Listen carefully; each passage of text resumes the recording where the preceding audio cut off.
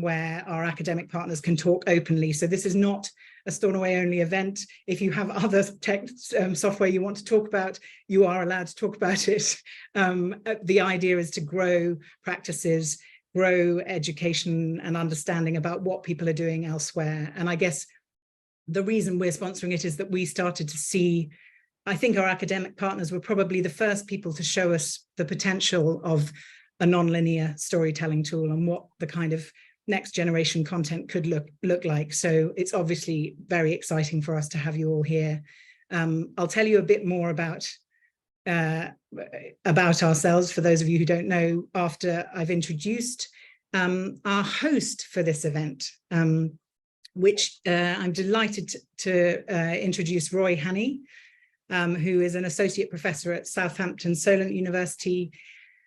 Roy was, I'm just going to ignore the doorbell. Can everyone else hear the doorbell, or is it me, just me? You're gonna, it's quite noisy. If anyone can work out how to turn the doorbell off, that would be brilliant. Oh, it's so nice to see these names of people and faces who I've connected with but never seen their faces. So again, thank you for coming. Roy was one of our first academic partners and got his students using Stornaway, students who hadn't made films, let alone interactive films. And I'm sure he'll tell you a little bit about that. Roy was the one who I reached out to him and I said, how do you organize an academic sort of summit? And he's helped me shape this event, come up with the idea of, you know, short, sharp speakers from a diversity of backgrounds, followed up by breakout rooms. I'm sure there's going to be room for learning about how we do it next time. But thank you, Roy, for helping me kickstart it. And I'm going to hand over to you.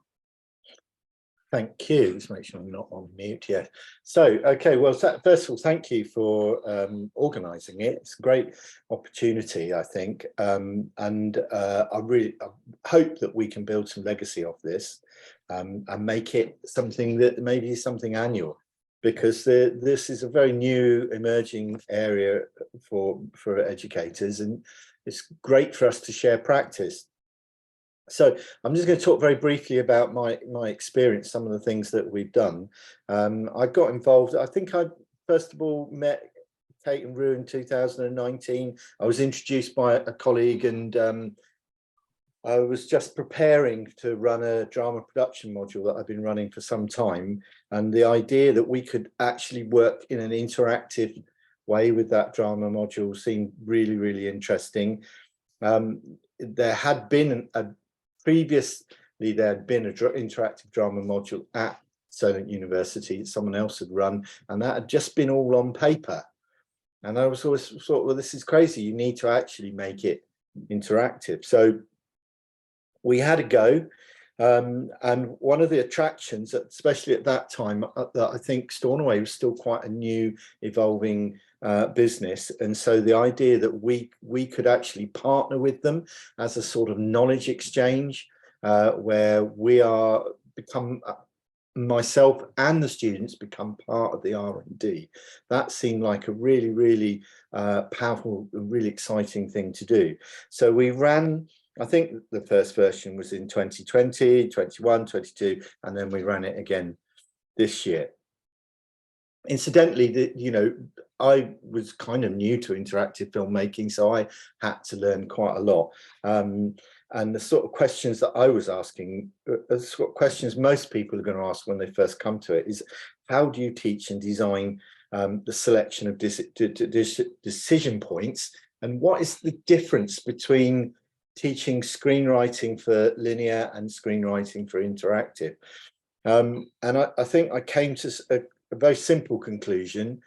For me, it's the difference between effect and affect, and in the sense that effect is plot and affect is story. And if you can create story decision points that are affective, then you are on the right track. However, I think that's quite nuanced, especially for undergraduates and undergraduates who may not have a lot of experience of screenwriting. That can be quite nuanced, I think.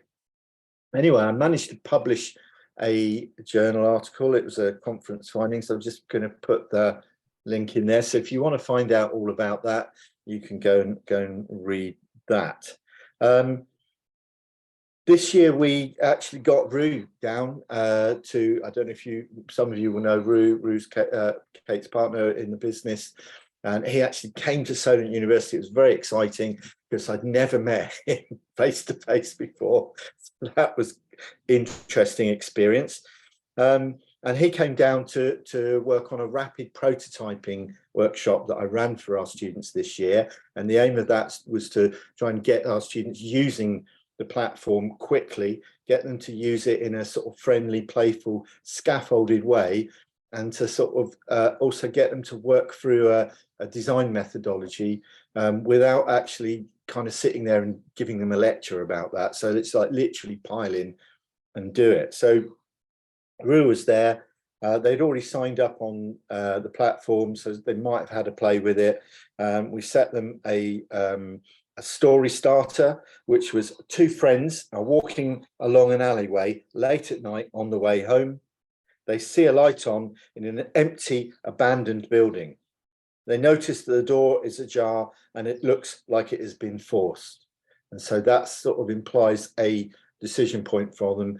And then they go on, and I gave them like a couple of folders of stills from abandoned buildings, from urban exploring sites. And then we set them a task. In 2 hours, they had to design, build, playtest, and publish a short. I think we said, you know, it must be about, we gave them a limit of number of decision points, I think. And so it was short. It was intended as an exercise. And they did it. And it was very successful. And actually, one of the things that came out of that was that this year had very, very few requests for technical support, because they'd actually piled into it and discovered how easy it is to use for themselves. So they kind of overcame their fear. And this is one of the great things about play, I think, is that if you do things in a playful way, students have less fear because they're used to taking risks when they play. The other great thing about it is Rue was there. He was able to observe what was going on, interact with the students, and get direct feedback, which could then feed into the development of the platform. So that was kind of very useful as well.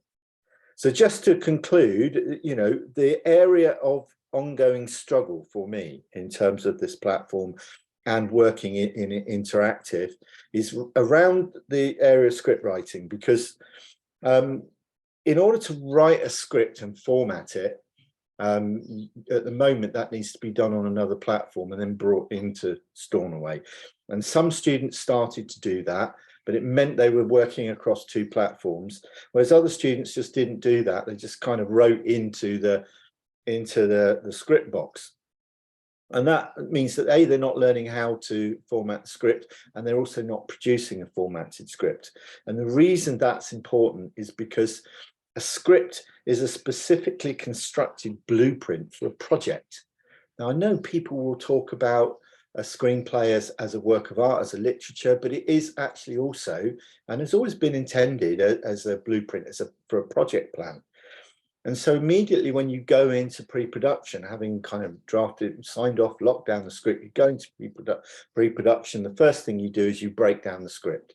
If you can't break down the script, using the tools that are established and well used and people are familiar with, then either you can't do it or you have to invent new rules and new ways and new procedures of doing that. So that seems to be a bit of a problematic at the moment, because actually, you know, for me, the pre-production process is quite important. The ideation, the creating, and all the decision points, really good. But once you get into sort of planning, you need to be able to pull information out of that script, and the player itself is not so useful in that sense. So the feedback we've given on that has already been incorporated. As far as I know, Rue and Kate will confirm it, I'm sure, has already been incorporated as a feature request into their R&D plan. So, you know, my point isn't to complain. My point is to say, if you get involved and if you are in communication with the people at Stornaway, then you have an opportunity to explore this, feed into it, and help develop the platform and be part of that process, because this is new. Nobody, you know, until we sat down and said, well, actually, we want to do this now and we can't do it. What's the issue? How do we solve that? Then we don't know. So please have a play, get involved, and give feedback. So that's me. I'm done. Thank you very much. Roy, and I'm going to give time for everyone to talk to each other. So any questions you have or things you want to say, please use the breakout rooms to go and speak to the speakers that you want to speak to. And thank you, Roy, for raising that. As Roy knows, script writing was actually the first on our list to crack, because when we made our own film, Life Moves Pretty Fast, which helped us make Stornaway, that was something we wanted to sort out, particularly for film and TV people. As the platform has evolved, that we've had to make sure that we do it in the right way. But I'm going to let Rue speak later in this session about the upcoming features, which are very exciting. So Roy's absolutely right. That's fed directly into how we build out Stornaway and make it interoperable with people's production tools they're already using. For those of you who don't know anything about Stornaway, which I know that most of you do, I thought I would use 3 minutes of my 5 minutes, which Roy didn't point out. We're going to try and stay to 5 minutes per speaker. And I'm going to use 3 minutes just to play our Stornaway Getting Started video, because for those of you who don't know about Stornaway, it'll stop us all waving our hands around and wondering what we're talking about. And then I will introduce our special guest, two special guests actually, Judith Aston and Martin Percy. But first of all, I will, let me just share my screen. I'm going to do the bold thing of trying to stream it on Zoom, but you might want to watch it from the chat if you'd prefer. Hello, I'm Romain Herault from Stornaway.io, an incredibly easy to use creator tool that is democratizing interactive storytelling by letting people create interactive and immersive experiences for every platform without coding. This is your story map, and this is where all the magic happens. The core element of Stornaway is the story island, which is our term for scene or a location, maybe a short clip, depending on what you're working on, block of story. Make more story islands with the Add Island button and then lay them out here like Post-it notes on a wall. Double click in them to jot down a name or ideas in the description box, and then drag arrows to connect them up however you want. The arrows show the on-screen choices that a viewer will take to move on at the end of each island. This is the sidebar, which you open and close with this button, and it contains all of the information about each island. Description, the on-screen choices, where you upload your video file, game logic, story notes, and an interactive script if you need one. To play test your story immediately, click play at the top. The private player will open up. You can do this even before you've uploaded any video. We'll just show you this placeholder video instead with a helpful description over the top if you want. The buttons you see here are in the default style. They're set to appear for 10 seconds at the end of this island, but you can add up to 4 choices in different positions and styles and colors and timings. And here as it moves on, you'll see a video clip that I've uploaded for the next island. I've used the same button style here, but different colors, and I've set them to move on when clicked rather than waiting for the video scene to finish. This playtesting and previs is one of the most revolutionary impacts of Stornaway. No more waiting until the end of the project to test and see if the story works, which has ruined so many interactive projects in the past. Stornaway.io will save you masses of money and time and hugely improve the end result. On the left of each island, you can see our tabbed variants. Variants are alternative versions of an island. Perhaps there's different actions or dialogue depending on what the viewer has seen up to this point in the story. In any other flowchart tool, these different versions of an island would be shown as separate boxes, which quickly gets very messy and unreadable. But Stornaway's patented variant system keeps everything neatly together for writing and editing and shooting. To share your project with your team, click Settings and Add Collaborators. And then when it's ready, the beauty is you simply click a button to share it to the web and social media, to embed it on your site, learning management platform, or CMS. Because Stornaway has been designed specifically to integrate with other platforms, you can also publish direct to youtube.com. using our completely unique YouTube integration. And with our similarly unique Unity plugin, you can publish your project as an app for mobile, desktop, game consoles, and VR at the click of a button without writing a single line of code. There is nothing else like it. Stornaway currently supports video, 360 VR video, still images, but we are adding capability to design experiences with every type of media, including AR, because a story island can be anything. Interactive filmmaking used to be difficult and expensive. With Stornaway.io, it is easy and fun. Okay. Thank you very much for watching. That I hope is, you have fun. oh, and I there hope we you have go. great. That's as much of the showcasing of Stornaway I'll do, because it's not about us, it's about you, and we've got really exciting speakers and we need to move on to you as quickly as possible. Rue is going to join us later and tell you something about those new features that we're going to add. I'm Kate Dimbleby, Creative Director of Stornaway. So the islands, the story islands you see in Stornaway's interface came out of my experience telling stories in theatre, because at some level I've always had my audience in the room. I've always had to figure out how to talk to them. So interactive storytelling was kind of part of my DNA. I don't think I ever thought I would end up running a software platform, but thanks to all of you and the kind of projects that your students are making, and now all over the world, people in marketing and education and TV and film, my job is very, very exciting. Rue designed Stornaway. He was a 9-year-old boy trying to code choose your own adventure books. He then worked for 2 decades in broadcast media and film, thinking about and obsessing about this moment where audiences and creators were going to be able to be brought closer and tell stories that are more personalized, gamified, non-linear. And so when nobody else made that tool, he made it, and I decided to join him on the journey, which has been really exciting. But to kickstart our academic speakers, I'm going to hand on to another very early adopter of Stornaway, but also actually much longer than that, a kind of pioneer in the academic side of interactive documentaries. She ran iDocs for many years. It is Judith Aston from University of West England. Thank you so much for joining us, Judith. And I'm going to hand over to you. And Roy will hold up his sign if you've gone over your 5 minutes. So probably already held it up to me. Thanks, Kate, and thanks, Rue and Roy and everybody. So it's really a pleasure to be here, and really exciting to see interactive narrative, interactive filmmaking having another resurgence. So I started, as Kate said, I actually started in the BBC in the interactive television unit in the late 1980s. So they were the world's first to start working with video disc. So I go right back to video disc, hooked up to the Apple Mac, to HyperCard when the first Apple Mac was introduced. So I finished college when we were working with mainframe computers, and then started working with the launch of the Apple Mac in the 1980s.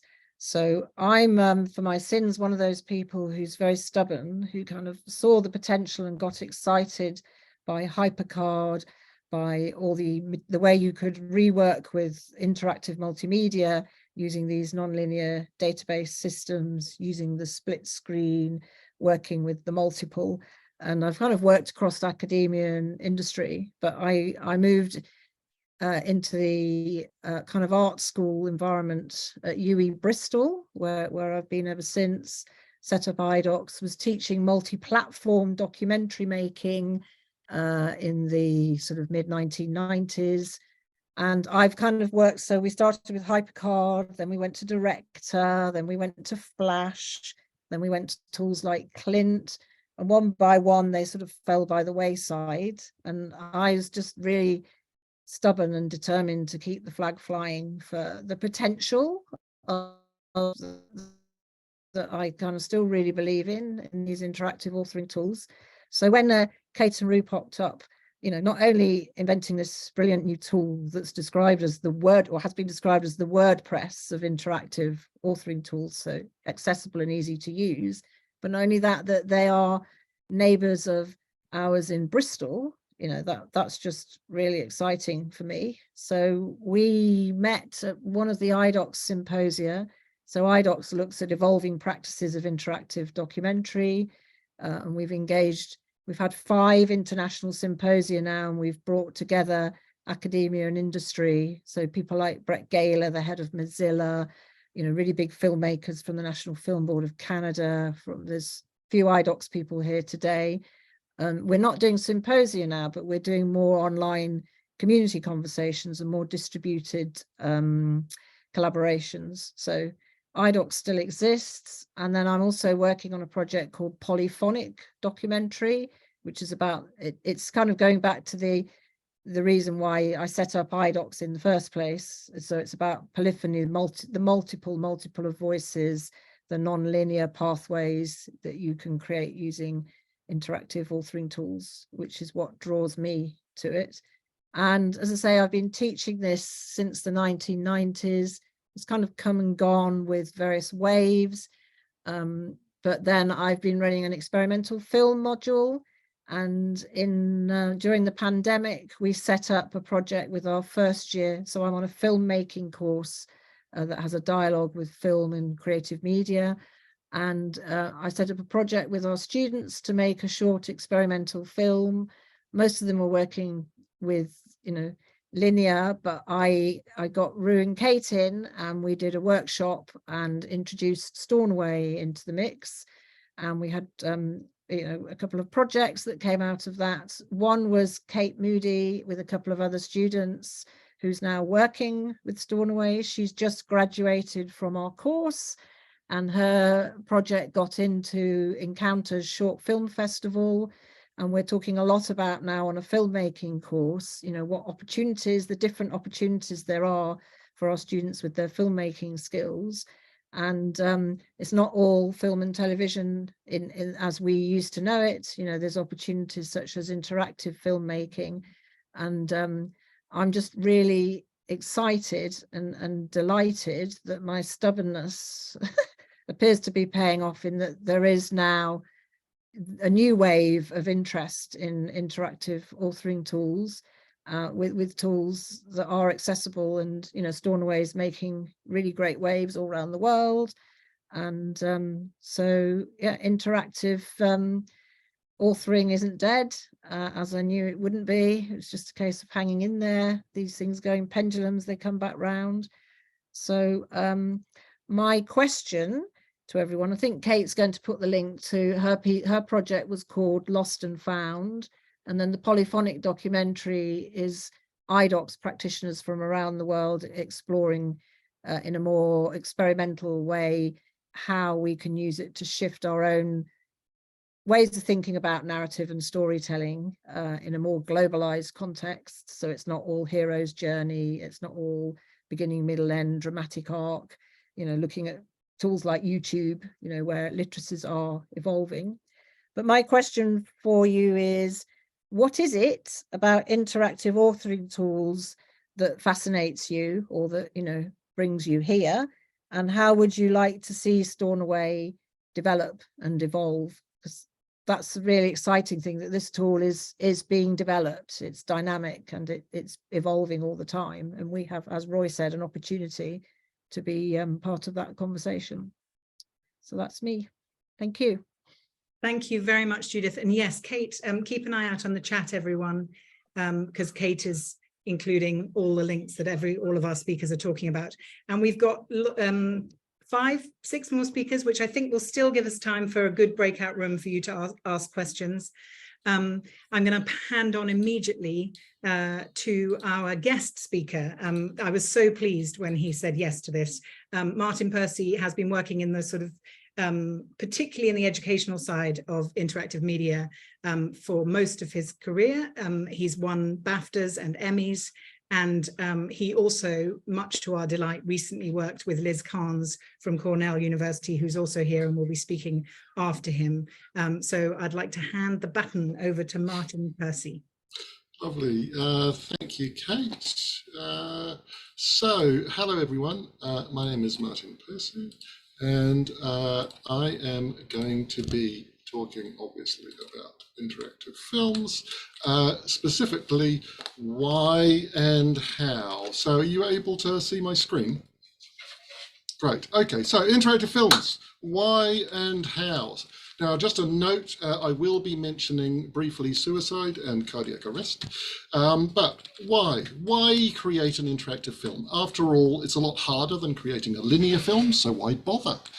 So an interactive film turns viewers into doers by definition. And what I would say is you need to know what you want them to do, and you need to know why they should want to do it. Now, there's three basic types of reason. One is you want to entertain them. Entertainment, in my view, is the hardest thing to do if you're making an interactive film, but also you can do e-commerce, selling something, advertising something, or you can do it to empower or educate people, and that is my focus. So among the things that I've done, I made Climate Emergency Interactive with a collaborative group of students and staff at University of the Arts London, and I was extremely lucky to be introduced by Kate to the legend that is Liz Karns at Cornell, and working above all with Liz, but also with her team, together we created a piece called Nobody's Fault. Now, regular films want you to watch and shut up. It's the couch potato model. Films like these want you to watch and speak up. They are interactive films for starting conversations. That's why they're interactive. Now, another type of film I've made quite a number of is interactive films to simulate a crisis. Real talk about suicide and a whole string of CPR films, starting with Lifesaver about a decade ago, and most recently making Cardiac Crash Monica. Now, this film gets you to make choices to save a cardiac arrest victim. You've got to shout out to save the victim in the film. And we are going to have a go at that right now. So you will need to unmute yourselves and get ready to shout out the answer. Okay, so this is a victim of a cardiac arrest, and we're jumping in about halfway through the film. And Kate, shout out if there's any problem with the audio. Okay, ready to shout out when the question comes. Here we go. Don't touch patient analyzing. What? What? Analyze, what does it mean? I don't know.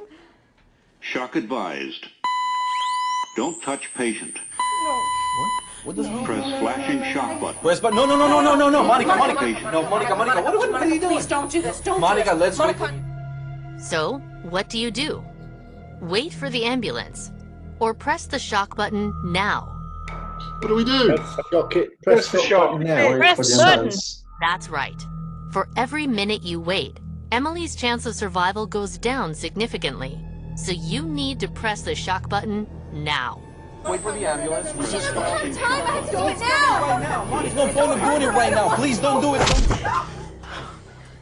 Shock delivered.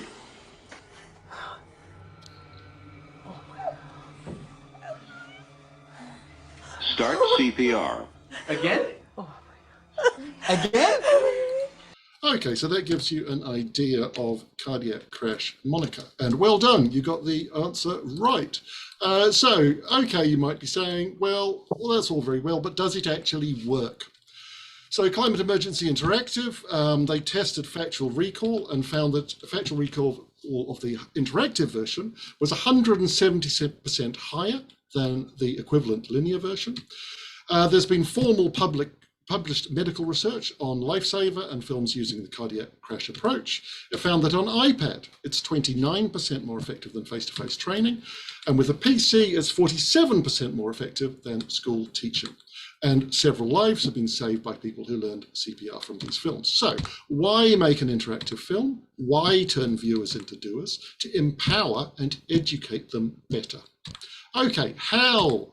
How do you tell a good interactive story? So there's one big problem. The vast majority of stories are not interactive, but real life is always interactive.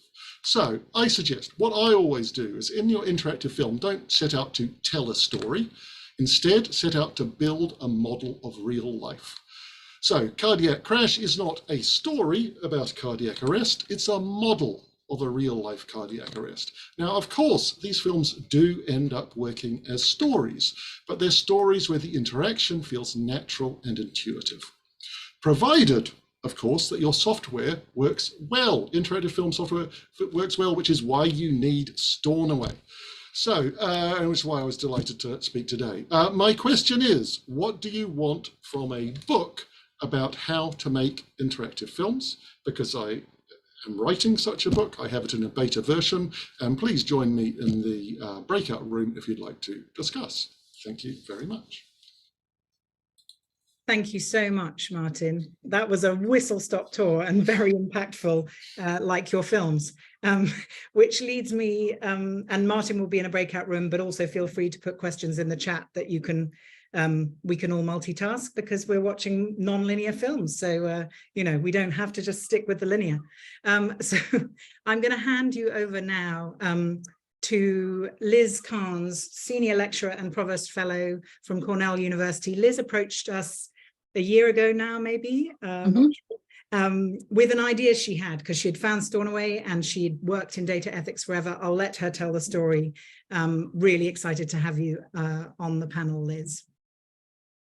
Thank you. I'm really excited to be here. I also have a thing I'm going to share. Let's see if I can get it all launched. So my video is about nobody's fault, and it'll be obvious what that means in a moment. But the problem, this is the outline I wanted to. Problem, process, and product. Okay.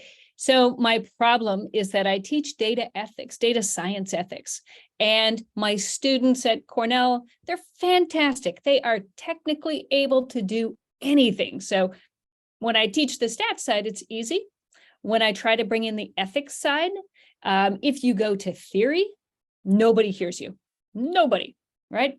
And in particular, they don't get the experience of trying different things and going through the process of standing up for what they believe in. So my interest, oops, I think I missed one there.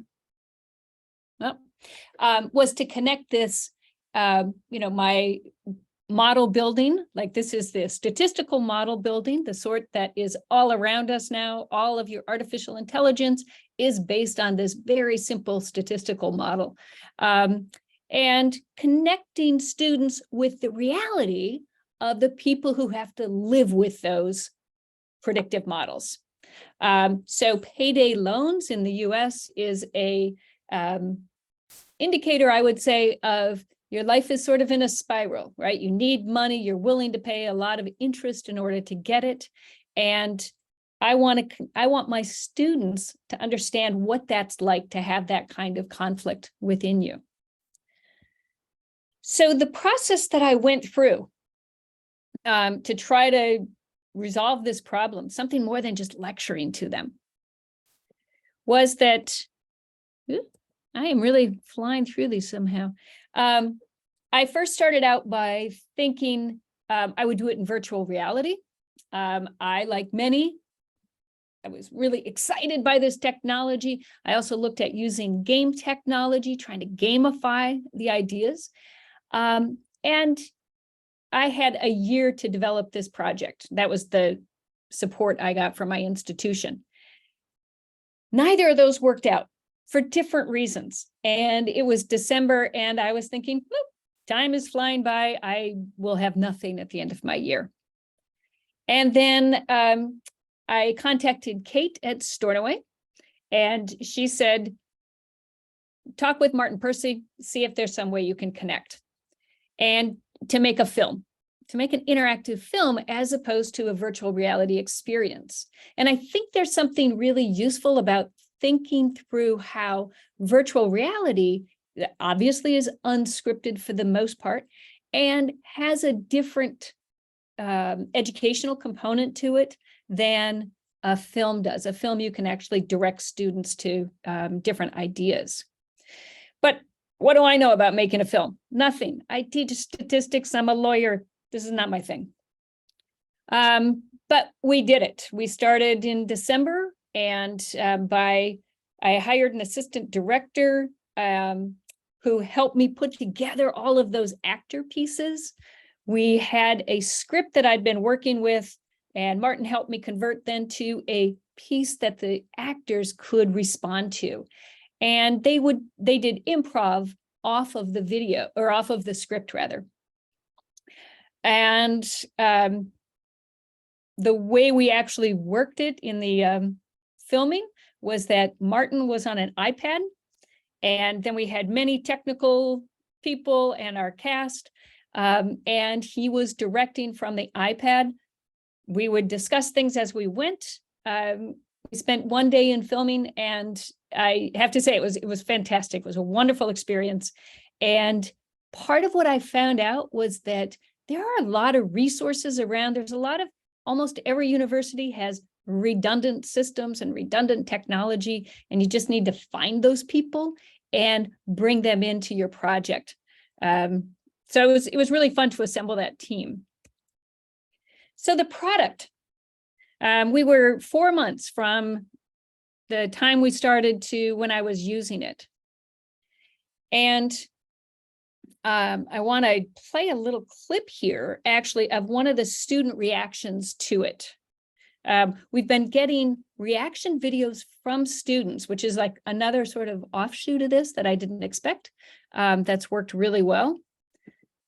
Puts you in this position to really reevaluate how deeply are you committed to seeing your values through. And in making those decisions, one thing you have to realize is that you won't necessarily be the one that's feeling the impact of the consequences, but you will be the decision maker, and being able to understand and empathize with those at the end point is super important. Okay, so this is where it sort of falls apart with Google Slides. So that student was emblematic of what many of them would say, is that it suddenly made it real for them, and they had to make choices. Now, we also had a second assignment in the class, which was their teams had to create their own interactive data ethics conflict. And this is a short class, it's 7 weeks. So the last 2 weeks, I said, make your data ethics conflict, choices, consequences, has to have these different levels. They were brilliant. They were fantastic. They were really, really good. Students did not use me at all. They used what was on the videos, and I think they contacted Stornaway once or twice.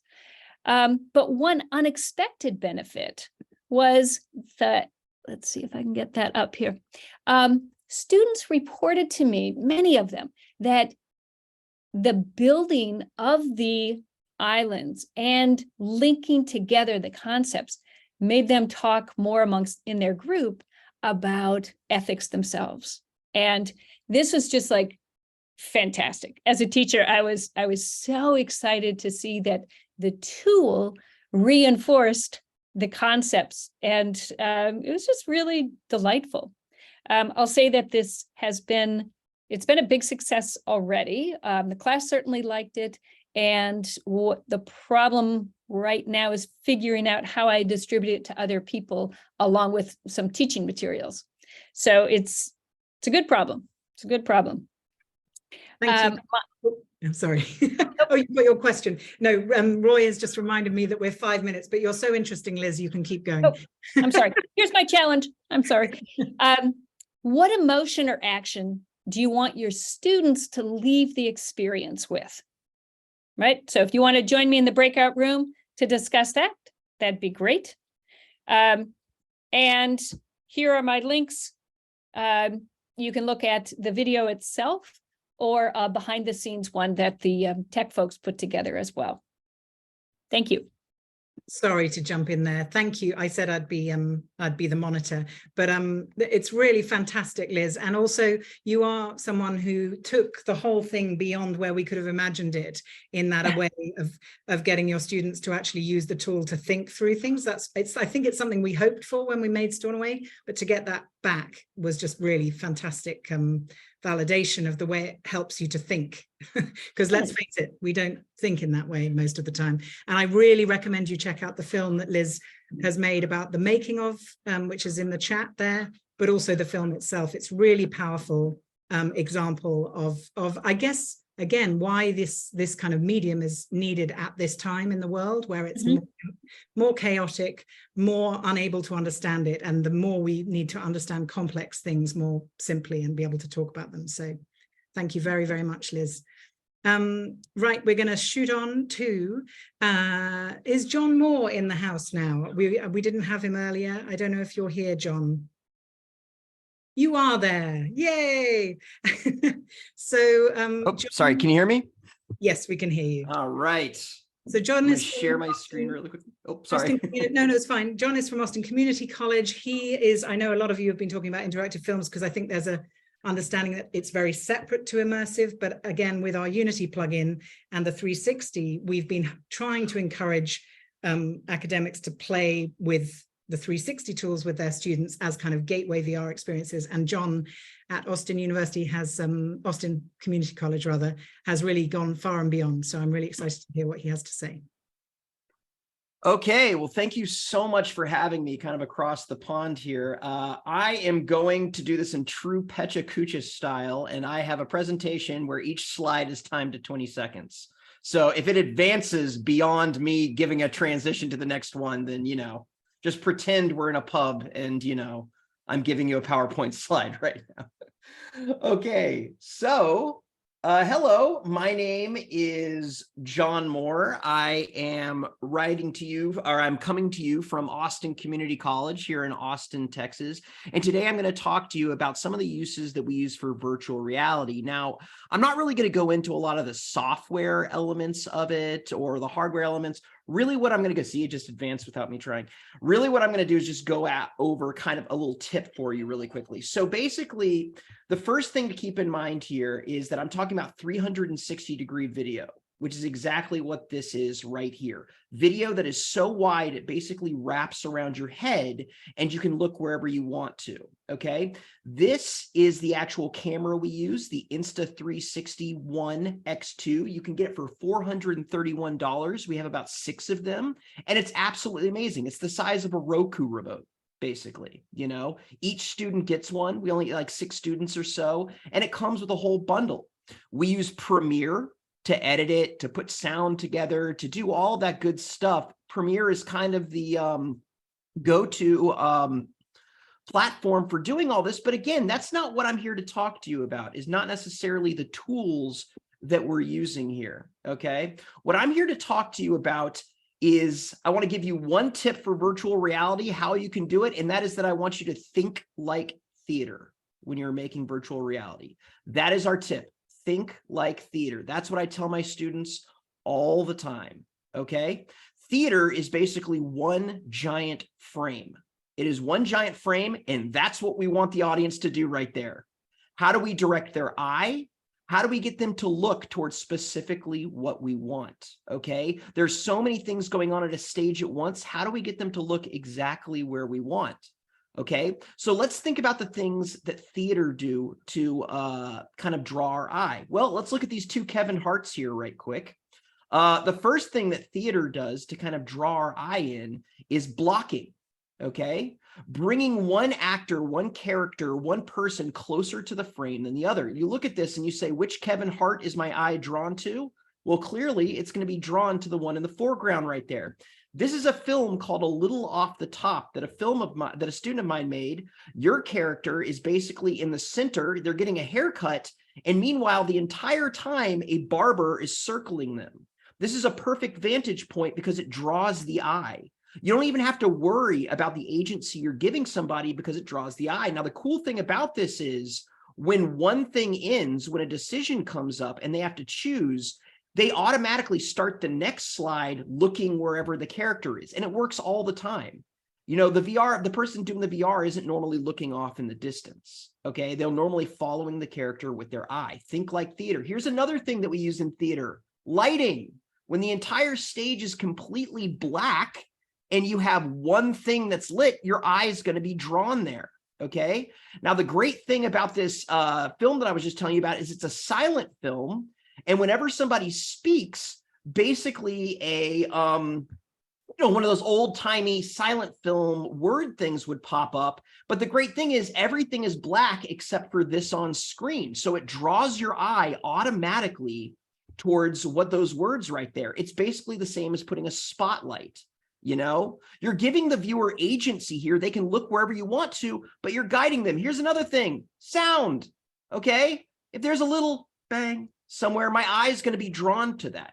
Okay. Again, we're thinking like theater. This is, again, the main tip that I can give anybody who's trying to get started with VR right here is to kind of do that. When it comes to VR, here's the most important tip that I can give you is right here. Is the most important thing you can do with VR is nothing, is put your camera in a very interesting and very active environment where people can actually just look around and explore for themselves. You can do stuff to manipulate where they're going to look, but putting your camera in an actual interesting environment is going to do most of the work. Here's a student that I have that mounted a camera on top of their head and drove around on a go-kart track. It was the most interesting thing in the world. There really wasn't even a need for plot with this because people are there to explore. They're doing exactly what I put there in the bottom right, which is with VR, you don't just watch a film, you explore a space. Finally, this is another thing that another one of my students did where they actually made an exploration of a house that they were trying to sell, which is a very common practice in real estate. They put a camera inside of their house and they actually made it so you could go in there and look in every direction. So that's a very quick, very 5 minutes. We're rushing through 15 slides with 20 seconds each. But that's just kind of what I'm here to kind of tell you is that with VR, you're not just watching a film, you're exploring a space.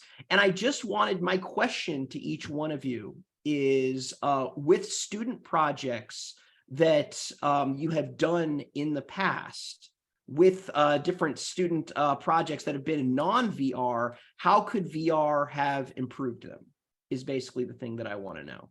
So anyway, 5 minutes goes by extremely quickly. I know I rushed through that, but thank you for having me. That was really great. Thank you, John. No problem. That was, again, thank you so much, Roy, for suggesting that whatever it's called, Pichu, whatever. Pecha Kucha. Sorry, I'm not an academic, you might be able to tell. But I feel like we're getting such great nuggets here. And I think we will have to make a forum so that you can connect with the people you want to connect with. Because I think the way that John is getting, how old are your students, John? My students are, the thing about a community college that's so great is you have a variety. You have people that are much younger, coming straight out of secondary school. Then you have people coming back to school who might be veterans or in their 50s. So I get a lot. I'd say average would be early 20s. Would be a lot of them with like the occasional student that's in their 50s in there who's doing professional development. And it's just, I think these kind of that gateway VR, just giving them a 360 camera, using Stornaway to add the interactivity. It's just been really delightful to see how you've kind of smashed through some of that otherwise quite prohibitive kind of technology for VR experiences. So thank you for educating me as well. No problem. I just want to say I added a link in the chat that has all the VR examples that I had in this presentation, but then just for fun, I threw in 5 non-VR films that we've done that are interactive in case you want to see. Thank you. Great question as well at the end. I'm excited for that conversation. We're just seeing the beginning of that. Right, I'm going to move straight on because we're doing really well for time. Caroline and Adonis, are you speaking together from Ohio University? Yes, we are. So Amazing. I'll start and then Adonis will pick up. So we thought we had both 5 minutes, but it seems that the 5 minutes is going to be shared between the two of us. So I'll try and move fast so that Adonis can talk about the technical aspects of the project. So for everyone, I'm Caroline Kingori, and I am a faculty member at Ohio University, associate professor as well as associate dean for research. And I'm excited to meet all of you and present to you our project. So we have a project we called Dating Forward, and it's an interactive story that explores the impact of choices made by young people around dating, sexual activity, HIV/AIDS prevention. It follows a first-generation New American college student who we call Diara, and she's navigating life on campus, how to balance academic responsibilities, sexual health, etc. And it has several videos that users can interact with depending on the decisions they make. And so if you look at it here, I'll log in. So we tried to make it, the characters look similar to the population we're working with, and these are the immigrants and refugees. And so they click here, we're focusing on 18 to 24, 25-year-olds. And so we've given this little warning here, just to protect ourselves. It goes right into explaining what this is about, an interactive experience where the choices they make determine the outcome of their story. The main character is Diara Abdi, who's again, like I said, immigrant college student trying to navigate all those things that she's going through in her life.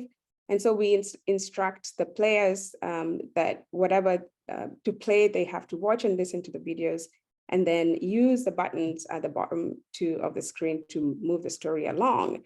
And so where this came from, the idea was based on research study findings a study I did a while back with immigrants and refugees to examine sexual health and HIV knowledge.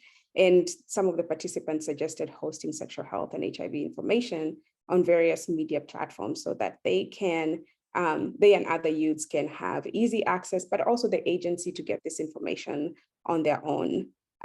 Similar to another presenter, I wanted this to be a virtual reality project. Then I tried a gaming, and all that didn't work.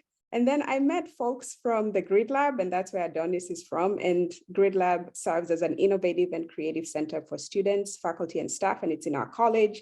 Focuses on virtual, augmented, mixed reality experience and technology. And I was just so excited about that, just the idea of an interactive choose your own adventure. And we are utilizing concepts from various behavior change theories, including environmental influences around our behavior, perceived severity, self-efficacy, and things of that nature.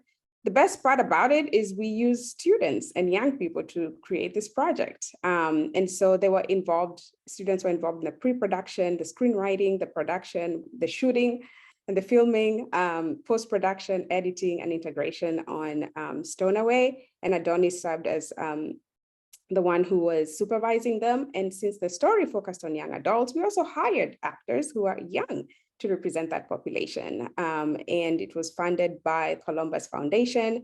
Currently, we're finalizing the piloting process and editing of the project, which is why we haven't shared the link yet. And we received additional funding to host this project on our website.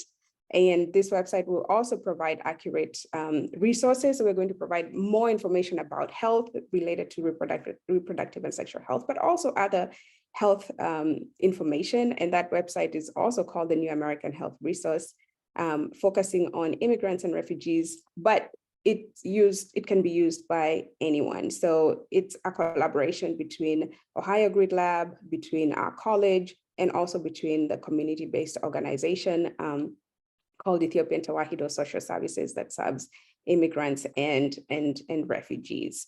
And so when you click on this, it asks the age, and so they can go, if they say no, then they're kicked out of the game. They say yes, they get to choose the scenes. And here's where I'll let Adonis pick up.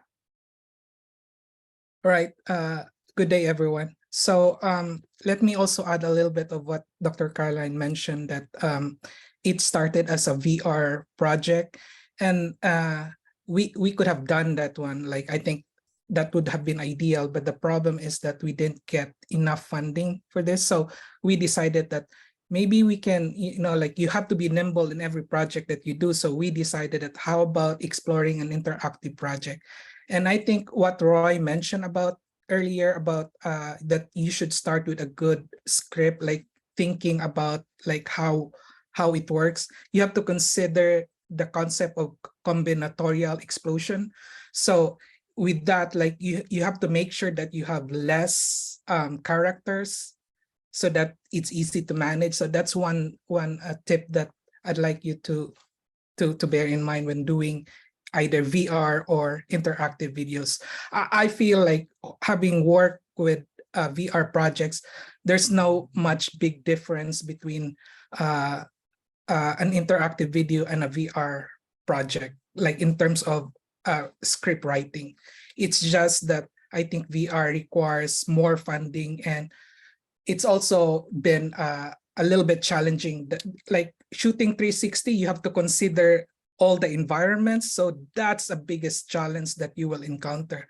Whereas when we decided that this one will just be a flat video, and then students or our participants will select on the different choices, I feel like this one will be a lot easier to manage. And in fact, you will notice that the entire project is not all videos. There's also still images, because we have to consider our budget.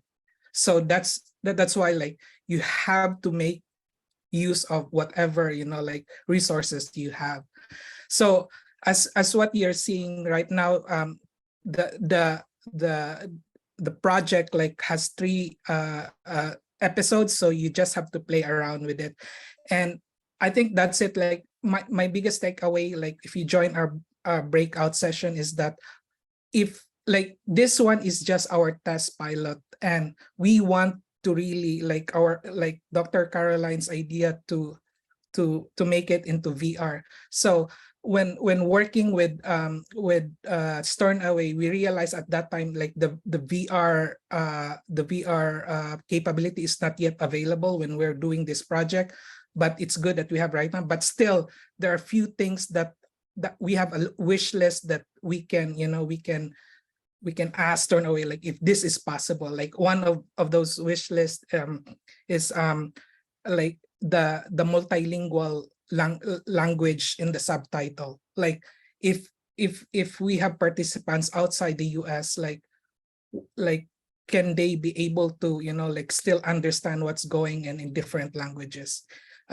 Subtitling is possible in Stornaway, but you have to bake in the video, but we want it to be in the app itself. So like, those are the few things that, like, I can discuss later on in our breakaway session. Thank you very much, Adonis and Caroline. Really interesting to hear the work you've been doing. And I think we've got links in the chat. As you say, it's not published yet, is that right? But you have won an award already. So it's really amazing work you're doing. And point taken about the accessibility. We are actually working on a project which is going to have multiple layers of accessibility and using Stornaway Islands to do that. So I'll let Rue talk about that later. It's really important, I think, particularly for all these, changing behavior campaigns in which I think this medium is so powerful for. So I'll let you go into the breakout room with Adonis and Caroline shortly. We've got one more speaker. Very lucky to have Romain Herault, computer science and media technology at Linnaeus University. Hi, so I'm actually happy about the 5 minutes, because I thought I only had 3. So thanks for that. So I don't really enjoy slides, so I'm gonna go with this thing. And few things that I've been using Stornaway with. I'm a very newcomer to this platform. I think we started in February, and I was basically looking for a platform to engage students I have in a master program on digital humanities, where I teach interactive technologies. And videos has been kind of my job for the last 20-ish plus years. And well, I wanted to add a couple of things in videos. And well, we've been going on here with this. I think we created 25 to 30 different interactive videos so far. And I'm just gonna, show somewhere just, students taking their phones away with their dogs and going and having just, a couple of adventures. I know Kate featured one with a cat, which was, it seemed to be a theme with these students. They love animals.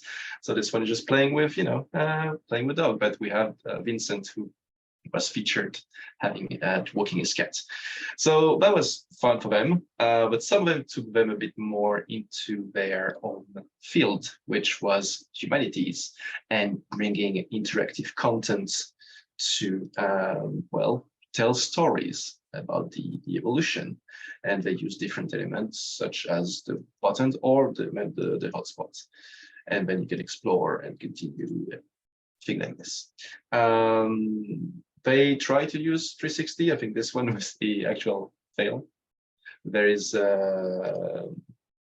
like, it's just something that students still have trouble because they're not technically there. And it is still something that I have to work on with people who do not have any technical background. But Stornaway so far gave those students a way to express themselves very easily, very quickly, with honestly very little need for support. I don't know, I think a couple of students messaged you, Kate, during this, but I don't think you were overwhelmed by a request of help. And I did help mainly with the actual storytelling and helping them with this. Now, this has been such a like success that I already have 2 students who want to do their master thesis working with museums and doing interactive visits of museums. So this is something that I'm looking forward to do this next year with them. Now, this is the humanities side of things. It's working really well. We're going to see a new batch of students next year, a couple of master projects, so that's going to be very interesting. There's something that I've been doing as well on the side for me is I'm actually helping with police and nurse education. Emergency medical services. So I've seen examples of there with Caritas. I was very pleased to see this. Right now, this is just a pilot project that we've been having using 360 videos. We have a couple of scenarios. I've put the one that is not graphic. We have other training, which are a bit more graphic, so I won't show. But the idea is a very basic, simple scenario with the police officers coming up with a person intoxicated, and how do they react? And well, it's in Swedish, so we're gonna not care anyway with this. And we're gonna have a couple of things here, which is basically how do you react? And this gives them a choice and gives them the actual what's happening, whatever you decide. You decide to say, hey, you know what? It was minus like 15 that day when we filmed, it was amazing. Do you leave this person in the cold? And just like, yeah, it's fine. You know, she said she's fine, let's go.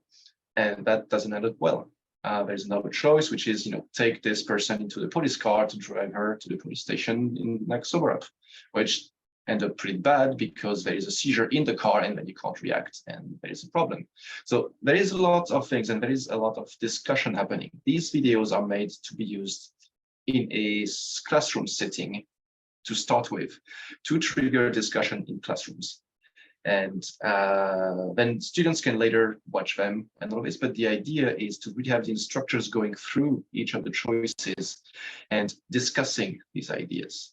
There is a possibility later on, I'm hoping to add a lot more details on this 360 using Stornaway, adding some more hotspot or some description text around this. But that's already on my wish list. So I even know about this. So this is just something that we will be testing in September with students. We have other planning. I mean, we started with this one a couple of years ago, which is not on Stornaway. This is emergency room. This one in 360 really is important because in emergency room, you have everything happening at once. And you need to look around a lot. So that was the first very pilot project with this. We published a journal paper about this, if someone's interested. The next one is this one. I'm just going to warn people, there is fake blood coming up in there. So if you have a video issue, this is painting, just so you know. But I didn't share this because of this. So the idea here is perpetrators. So how do police handle the scene where they have to look around and assume that something is going to happen? So the use of 360 allows students to also have to go around and check themselves. Please let me know if 5 minutes are up. Apparently the 5 minutes are up. But they're up. So there is a lot of things that is happening. I'm barely starting. I feel a bit awkward with all those people who've been working on these things for years.